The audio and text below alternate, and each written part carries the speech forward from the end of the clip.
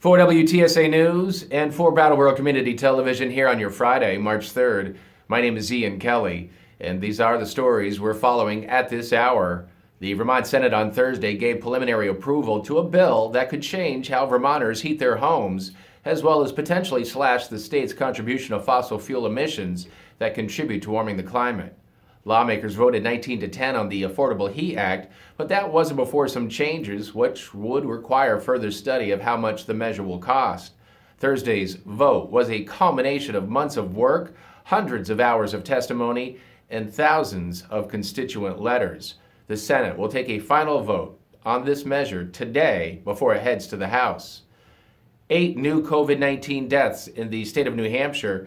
The Department of Health and Human Services says there were 744 newly diagnosed cases of the virus, 30 patients hospitalized with a related problem. Vermont's annual town meeting is back. Vermont League of Cities and Towns Director Ted Brady says in 2019, pre-pandemic, 185 cities and towns had at least a partial in-person floor meeting on or near town meeting day. This year, the count is 182. That's a major jump from the count of in-person meetings last year, which was just 63. Town meetings will occur in many parts of the state next week. Chroma Technology of Bellows Falls has again been named a best place to work in Vermont by Vermont Biz Magazine and the Vermont Chamber of Commerce. This is Chroma's 6th year being recognized as a best place to work in Vermont. This year, 57 companies were recognized as a best place to work in Vermont. The final rankings will be announced on March 29th at an awards ceremony and published in the April issue of Vermont Biz Magazine. The New Hampshire Department of Safety on Thursday reported multiple calls reporting active threats at schools throughout the state. Just before 10 a.m., a threat was called into Hanover Dispatch about a shooting at Hanover High School. And police in Lebanon say they got a threat about a shooter at Lebanon High School at about 10:10 a.m. on Thursday.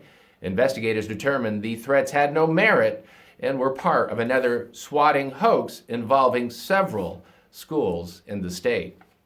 WTSA Sports, good night for Pasta. David Pastrnak had a goal and 2 assists just hours after signing a new contract with the Bruins as Boston rolls over Buffalo last night 7-1.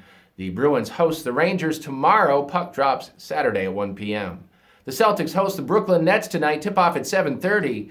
And locally, a big win for your Brattleboro boys high school basketball team last night as they beat St. Johnsbury in high school playoff action in St. Johnsbury 50-48.